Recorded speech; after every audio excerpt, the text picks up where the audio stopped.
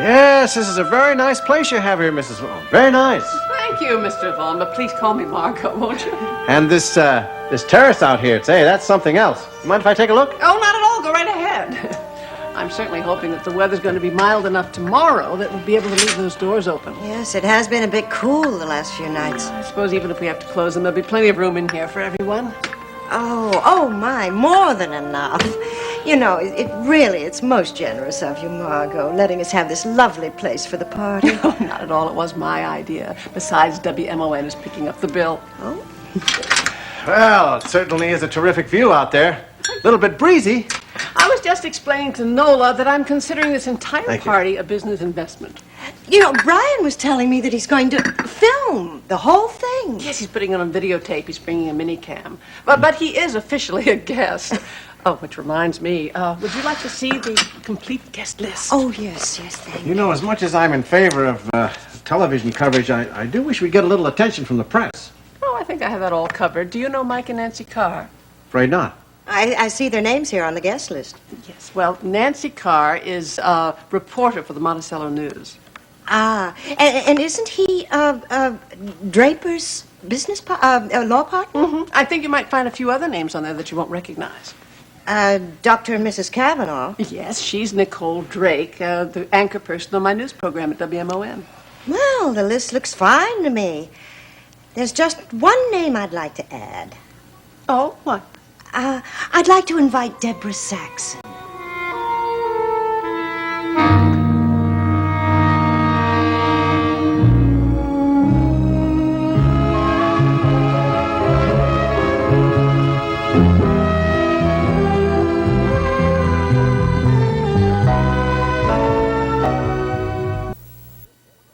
Nola, this is Margo's party. You want to let her be in charge of the guest list. Well, Deborah's a slender young woman. I don't think she'll take up too much extra space. Well, I've no objection whatsoever. Unless I'm mistaken, isn't she a member of the police force? Yes, she's the only woman detective, as a matter of fact. Oh, well, I wasn't aware that you knew her. Oh, my, yes. She played an important part in helping keeping Paige alive during that dreadful Tobias gang siege. Well, I knew that Steve Guthrie was your daughter's bodyguard. Oh, Steve was in our employ. Deborah was put on the case by the police department to act as liaison between our household and the authorities. Oh, I see. Yes, so she took her job very seriously, displayed great interest in our family. Oh, yes, I've had dealings with Miss Saxon before. She and Owen would spend hours on end discussing the case. I'd love to see her again, find out what she's been up to. Nola, I don't think that's a very hot idea. Why not, Eddie? Well, nothing good can come out of her being here. What do you mean by that? Well, what I'm saying is that if you want to enlarge the guest list, why don't you let me call some of the old gang back in L.A.? Oh, we could get a lot more mileage out of them coming out here than some lady cop. Oh, come on, Eddie. You know better than that. Our old friends won't start coming out of the woodwork until after this film is released, and only if it gets good reviews. Well, just trying to be helpful. I'm sure Paige would want Deborah to come. After all, it's only proper since Owen suggested that Steve be invited. Anything you say, Nola. Well, I'm sure I'll be able to find Deborah's telephone number somewhere. Why don't I give her a call? Oh, Margo, if you don't mind, I'd like the honor of extending the invitation.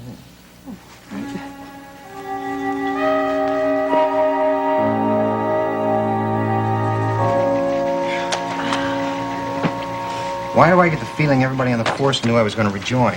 Look at this. I think they saved all their work for me. All right, let's get out of here. You take the hijacking and I'll take the arson case. And I'll meet you for lunch and compare notes. Yeah, well, that'll be fine with me. Although I'm not sure that that'll be so hot with you. That's an odd thing to say. Well, I mean, all I can afford to do is take you to Charlie's Diner, and I don't think you're used to going to places so unclassy. Steve. Well, I can't afford to take you to places Owen Madison takes you. Steve, I don't think Cliff had any business telling you about my dinner with Owen. You know, honestly, sometimes I think he followed me there to that restaurant just to spy on me. Well, Cliff does seem to be the inquisitive type, doesn't he? Yeah, I think the next time he does that, I'm going to arrest him for harassing an officer. Well, all he was trying to do was make me jealous. What did he say? Nothing I didn't handle with a grain of salt. Well, just to keep the record clear, Owen just took me out to dinner to show his appreciation for helping Paige. That was all. It was nothing but a friendly dinner. You know, that's exactly what I told Cliff, that you and Owen had been working together a lot. He was making a mountain out of a molehill. What did he say to that? Well, you know Cliff, he's got everything analyzed. He said he thought you had a father fixation, and that's why you were going out with Owen. I've never heard anything so ridiculous in my life. You know, I think I'm going to have a talk with him before this thing gets out of hand. You want me to have a talk with him? In the alley. Maybe he'll like to beat up my knuckles with his nose or something. I'll take care of Cliff. Now, if that's Calvin giving us another assignment, I'll tell him he's got the wrong number. Yeah, I'll be in the trunk of my patrol car. Saxon. Deborah, is that you? Yes, it is. Who's this? It's Nola, darling. Nola Madison. Oh, Mrs. Madison. Hello. I'm so glad I caught you in. I thought you might be out rounding up some criminals. Well, as a matter of fact, I was about to do that. What can I do for you? Well, the reason I'm calling is that I'd like nothing better than to see you again. Very soon. For any particular reason? Yes, for a party. I don't think I understand. Well, I believe you know Margo Dawn. Well, she's been kind enough to toss a party in honor of the beginning of work on Mansion of the Damned. And, you've been so close to Owen and myself in recent months. We'd just love to have you attend. Well, that's very kind of you, Mrs. Madison. When is it? It's, tomorrow evening, around 8. Oh, tomorrow. I'm sorry, I don't think I could make it. Oh, well, I know you police persons have all kinds of odd hours. Don't tell me you'll be on duty. No, as a matter of fact, I'm not, but I did have some previous plans. Well, whatever they are, darling, do try and reschedule. This is going to be quite a bash. Well, I'll see what I can do, although I don't like to make any promises. I'll let you know. You do that, darling. Goodbye.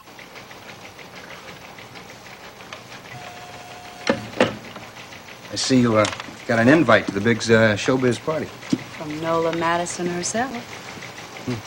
Must have something pretty heavy to pass up the social event of the fall. As a matter of fact, I don't have anything to do at all. I just don't think I would feel very comfortable there. Yeah, why? I feel out of place. I guess. Well, you know, that's why I was sort of hesitant when Owen Madison invited me. I didn't know if I could make it. But I am a little curious about all the big parties these show business type people have. I don't think we'd be missing very much, Steve. Oh, I don't know. It wouldn't be so bad if I had another cop-type person to go with. See what they talk about, what they do. What do you say? You want to go?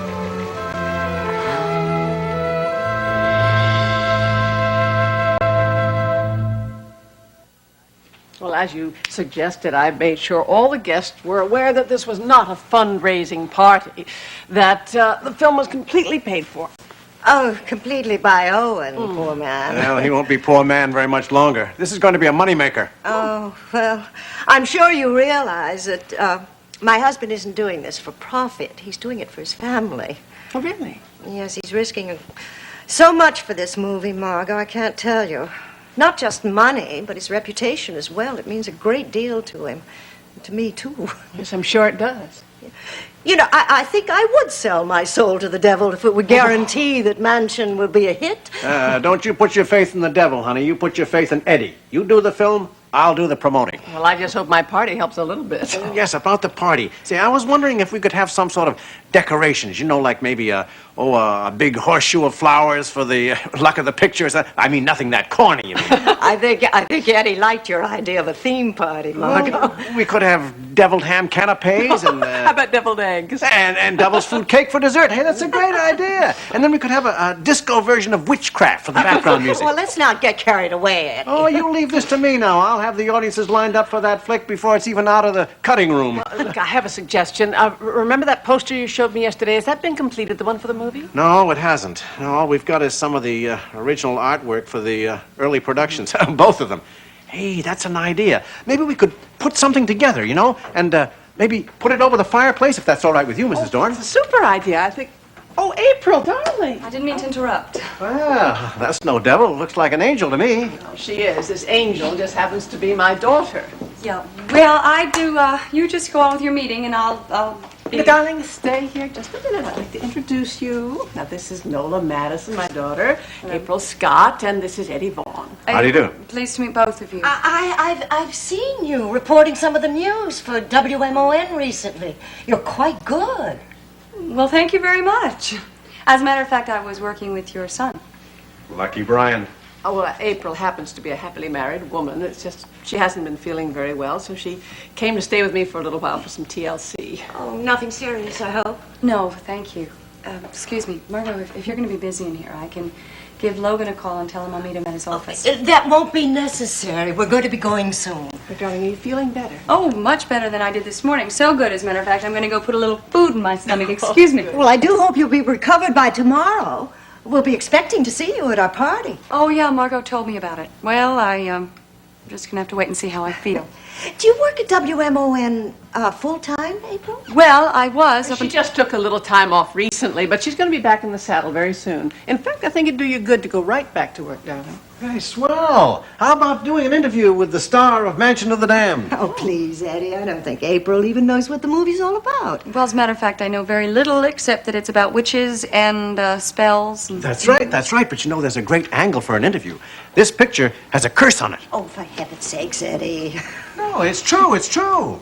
Both leading ladies in the original 2 versions of this film died during the filming. Then, the guy who wrote the screenplay was killed, and there have been some other very strange things. Well, if that's true, I don't see why you want to do the film. Because we're not superstitious, darling, that's why. Oh, no, I don't know about that.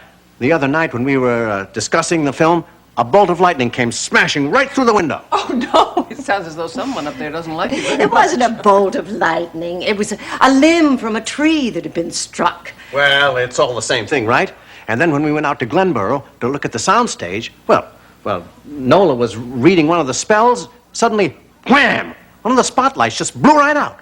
I think Eddie loves the idea that the devil is trying to stop us, or the ghost of Hester Atherton. Well, frankly, that kind of stuff gives me the creeps, makes me nervous. Oh, you don't look like the superstitious type, April. Well, it's just that some strange things have happened to me this past year. Oh? What sort of strange thing?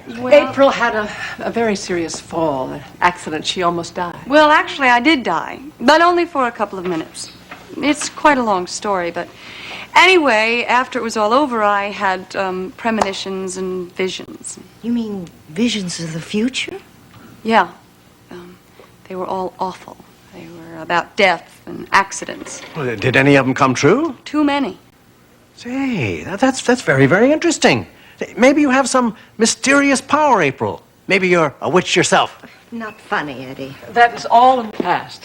April has had no recurrence of those awful dreams. Well, still, she could be what they call a sensitive. You know, someone who attracts spirits.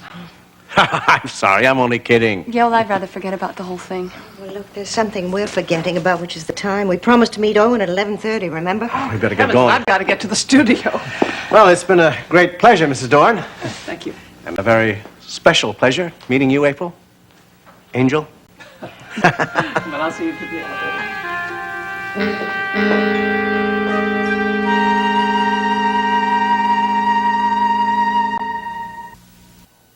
But when she got home and discovered that I had given the baby back to Logan, she slapped me and left. This whole situation with Jamie is causing everybody a lot of heartbreak. Not everybody. Raven certainly got what she wanted. She got rid of her responsibility to Jamie and is having a merry old time in London. Well, now look, when you did speak to April, what did she have to say? The hard part was getting through to her. I mean, Margo certainly wasn't any help. The first time I called there, Margo wouldn't even put her on the line. Eventually, I did get to see her just by showing up unannounced. Oh, Margo, she has absolutely no business being involved in this. April shouldn't have left me. April was just convinced that that piece of paper that Raven gave us gives us the right to Jamie, not Logan. Well, what does the law say about this? That paper has absolutely no legal value. Logan wants custody of Jamie. And he should have him. Look, I will not fight the man for his own son in court. April is unwilling to consider that it might be a little bit better for Jamie. Logan is his real father. It's an emotional issue right now. All April knows is that she loves the baby very much. She feels that no one can take better care of him or love him more than she can. Well, at least you got her to talk to Logan about it. I mean, maybe hearing his side of the story will help things. Oh, God, I don't know what else I can do. which is why I'm here. Nicole, you're April's best friend, and Miles, she trusts you. She looks up to you. What is this? You want us to get involved? Is I that it? want somebody to convince April that her attitudes about Jamie aren't in the best interest of anyone. It may make April feel that we're ganging up on her, and that's going to cause more friction. Yeah. Right now, I just want April to get home. She will, Draper. She just give her a little bit of time to think things out. I know what she's thinking about. The baby she lost in Mayfield. Yeah. And the fact that she can't have any others, that's got to be the heart of the matter. When Raven gave Jamie to April, it must have seemed like a dream come true. Oh, she really set us up for that one. You know, Raven left that baby with us so many times that it already seemed permanent. And now the baby's gone. Just as suddenly as April lost her own baby in that fall down those stairs. Yes. And you know, Miles, it must strike her the same way. Except this time, I'm the bad guy. No, you're not the bad guy. You did the right thing. I know I did. It's very hard being torn between people you care for. You know, when Logan came to me, I saw his face. He told me he wanted his son back. I couldn't say no.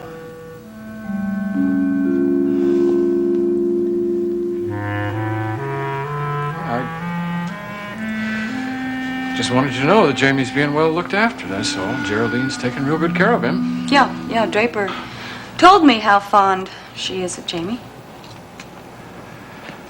I'm very glad to be having this meeting with you. I think it's very important that you and I come to some sort of reasonable understanding about all this. Logan, I hope you don't think of me as your enemy, because I'm not. I know that. You and I, well, we want the same thing for Jamie. We want him well looked after, and we want him loved, right? Yeah. Oh, boy, you probably think I overreacted when I found out that Draper had given Jamie back to you without my consent. Well, I feel pretty bad about the fact that my marriage has gone down the drain, and knowing that I am the cause of a split between you and Draper sure doesn't make me feel good. No, it's just that I feel that Draper was out of line. Well, I want to clear that up. I want to clear it up right now. It was not his fault. I came barging in there asking for my child. He didn't have any other choice. Didn't he? No, he didn't. Look, I'm the baby's father. I have the responsibility to care for it. Logan, I'm not trying to deprive you of your child. I'm just trying to carry out the responsibility that Raven gave me. Well, she didn't have the right to give it. I mean, you understand that, don't you? No, I don't. Why didn't she? Well, you know Raven. I mean, she certainly wasn't thinking about Jamie when she did this. As far as the law is concerned, Raven is Jamie's only legal parent. That does give her the right to decide how her child is going to be taken care And of. Raven is using that law for her own selfish purposes. No, I think she had Jamie's best interests at heart and knew that Draper and I would make good parents. Well, yeah. I mean, I've told Draper myself many times that he was better off with you than he was with his own mother, but she wasn't thinking of that when she made her decision. She was just trying to hurt me. No, I don't believe that. I don't think even Raven could be that callous. Oh, you can believe it. She knows how much I love that boy, and taking him away from me was just her idea of revenge. Oh, Logan, I'm sorry all this has happened. Believe me, I am. And I don't want to add to your problems. I'm sorry, I don't want to add problems to yours, but... Well, it's a damn shame, that's all, that you and Draper got caught in the middle of this. Look, why don't you just let Jamie stay with us until the court decides what's best for him? April, the reason I'm here today is because I don't want to fight you in court over Jamie. Logan, it'll be easier for you, too. It's going to be a lot harder for you to separate when the time comes. You see, I want my son to grow up knowing who his father is. Logan, you've got to admit that right now, I am best qualified to take care of Jamie. How can you say that? Well, look, I know how much time you're putting into this campaign, let alone taking care of the district attorney's office. Tell me right now, how much time can you afford right now to attend to Jamie? Jamie's my first priority. Logan, look, it'll probably be November before you have time to fill out the papers, and, well, you know how the court systems are. It'll be months before you get to see a judge. No, it won't. I'm expecting a court ruling in a couple of days.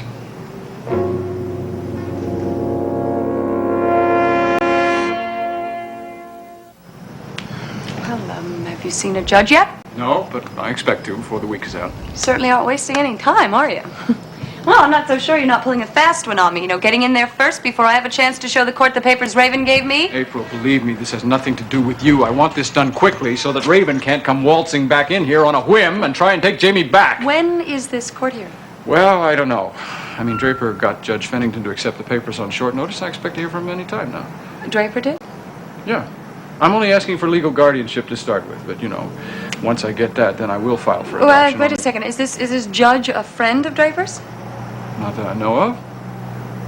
Well, why did Draper bring the papers to the court to set the hearing? Well, Draper filed the original papers. The attorney that prepares the case presents it to the judge. Are you saying that Draper is your attorney? Well, I didn't want to approach the court on my own behalf. Oh, I don't believe it. Do you mean Draper is actually trying to help you take Jamie away from me? Just a second. No, a husband and wife are supposed to support one another. You can tell your attorney something for me. That if Draper files that petition for you, he can file a petition for me, too. He can file a petition for divorce. Logan, I think you can find your own way out. Excuse me.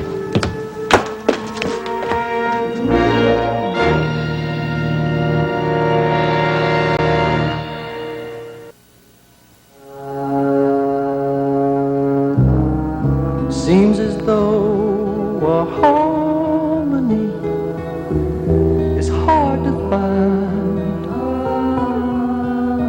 always on our mind. And frustrated days